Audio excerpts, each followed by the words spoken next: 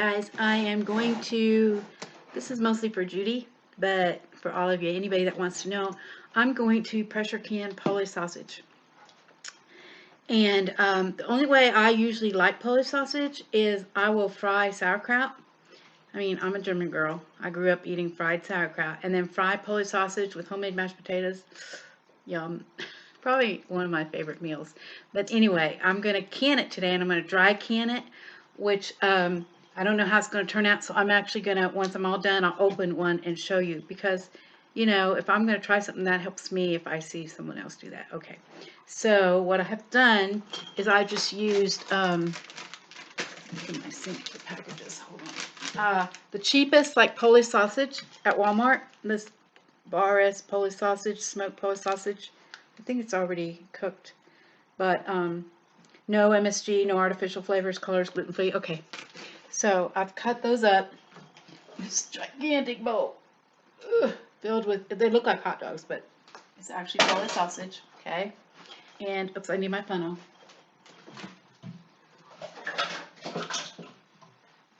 Gee whiz, Lisa, I haven't canned in a while. I don't even really have all my stuff out, like my debubble, all that stuff. Lisa. Well, I don't think for meat, that's not liquid meat. I don't think debubbling is an issue. Okay, so what we're going to do is we're going to fill the sliced Polish sausage. Go lay down. See, he's like, what? And my other one, like, what, Mom? What? They used to be really, really good in the kitchen. I mean, wouldn't even cut them, but that's kind of gone by the wayside. But anyway, okay. Okay, let's fill up our jars. Let's get back on task so you guys can know what to do. My hands, you can see, I just touched my doggone dog. Hold on. Almost used my hands. But, okay. All right, we're going to fill these jars up. I don't know how many. Oh, I'll tell you how much I used. 4 packs. They're 2.5 pounds each, and I want to say they were like $3.99 or something like that. Okay, only fill them up to the bottom of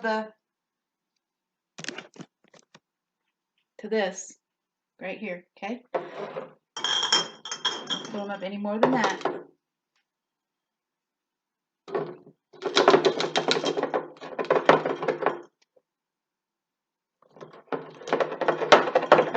See how these turn out. A few more maybe.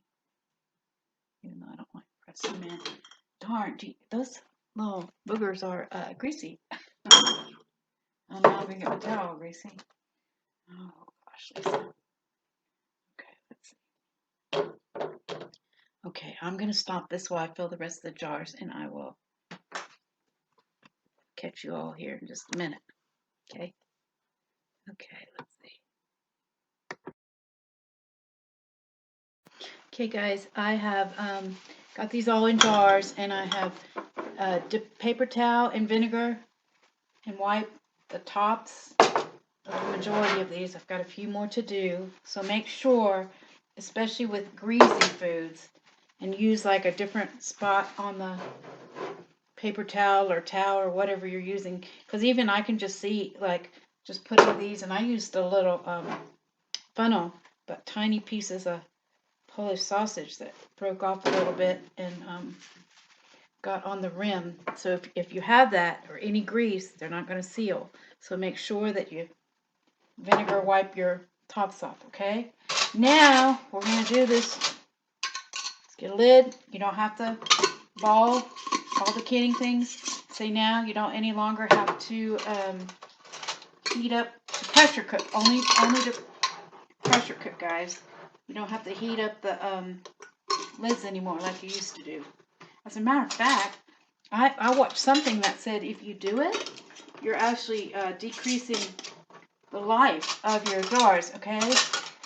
Also, finger tight. Don't crank on here with all your might, okay? Because once we're all done, we're going to take the rings off, okay? And it's got to have room to let air go in. I mean, under pressure, air goes in and out. Okay, so I'm going to stick these. I've got about 3 quarts of water in the bottom of my canner. Look at your different canner instructions and see how much water it tells you to have. Okay, I started out with 10 pounds of chopped sausage. 2, 4, 5, 6, 7, 8, 9, 10, 11, 12, 15. I have 14 pints out of 10 pounds of whole sausage. And I'm going to process these pints for 70 minutes. And I will, at the end, when it's completely done, open up a jar and kind of let you see. So you've got something to go by. So, I'm not telling you to do something to me. Especially, like, if you're like me, you don't have money you can waste, just to try something, if it doesn't turn out. So I'll tell you guys how it turns out, how it tastes, texture, that sort of thing.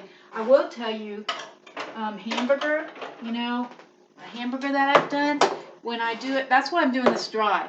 Because hamburger, and I like charcoal hamburgers, but I'm not crazy about just the taste of hamburger in general, if it's not like super browned or charcoal. And I find that canned hamburger that you put, fill meatballs, anything, and I'm not crazy about meatballs generally. In spaghetti, fine, but just the plain meatball. It has a weird taste and texture. If that's the only way you have to keep your meat and your hamburger, well, I say for sure, you need to do it. But I'm just wondering if maybe dry, for me anyway, might not be a better way to go. So I've got some frozen, I think about 20 pounds of hamburger that I'm going to can. And I'm going to try it dry and see. My only thing about dry, the reason I didn't used to do dry was because it kind of discolors. Like, it makes its own liquid, and anything above the liquid gets discolored. But it's still safe to eat, but it just doesn't look so appetizing. But I think I'm going to try it. Okay, got my canner. I have one more. I've got to get another lid. I must have 2 extra. Okay, I'm going to put the lid on. Then I'm going to close my canner. Wait for it to heat up. Heat up until steam comes out the little thing for 10 minutes. Put the weight on. Start the timer 70 minutes. After 70 minutes, wait for it to jiggle. Then start the timer 70 minutes. After 70 minutes, turn it off. And then I'll bring you guys back and I'll let you see how it kind of turns out. Okay? Okay.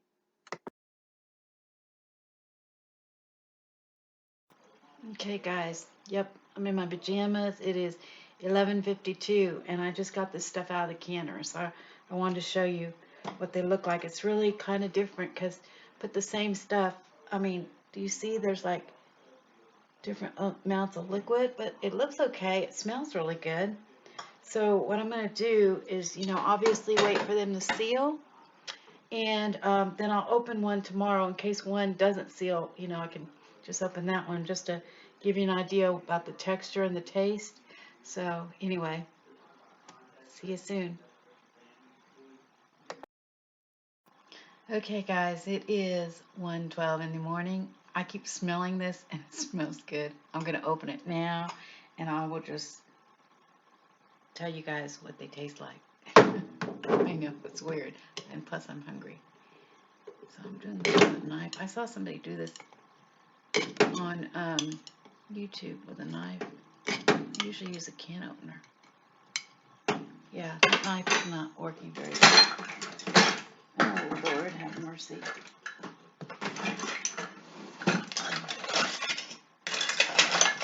Oh, it got stuck. Okay, Lisa.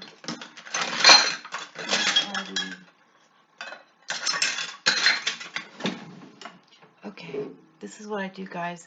I don't use the can openers that you can open lids with, crank. I don't use those for these because you're not supposed to reuse these lids, but I do save them. Say, oh, I look a mess. If there was an emergency and you had to reuse them, okay, so I try to use this kind of can opener without the pointy side and just barely. Well, those suckers are really sealed. All right, that's good. Okay, let's see what these look like. Okay, can you see? kind of a little dark, but they look like they've been fried, kind of. They feel normal. They don't feel mushy.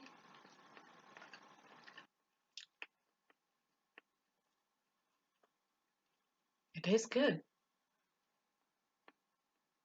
Hmm. Way less greasy, a little bit more spicy, I think, because probably this liquid, I don't know, because it's still hot. That might be a lot of fat that's come out of it. Huh. Honestly, guys, surprisingly good. I'm going to do them again. So,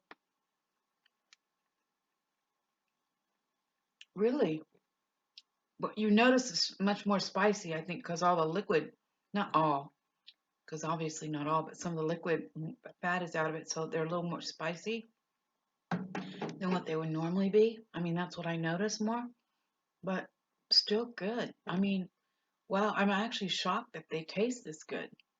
Taste better than, say, if you steamed them and ate them that way. I mean, this, like on a sandwich with mustard and horseradish, would be good. Um, Definitely going to do it again. So I got 14 jars from 10 pounds. So probably a pound and a half, not quite, per jar, for maybe $1.30, $1.40 for a jar of meat that you can put on your shelf and you can open come hard times, right? I'm gonna put this in the refrigerator, obviously, because it's open. And might put some in some eggs tomorrow or something. I'm surprised that they're so doggone good. Hey, I think this is a hit, really. Okay. Night, guys. I was gonna wait till morning and like make myself presentable, but it smelled really good and I was hungry and I wanted to taste them.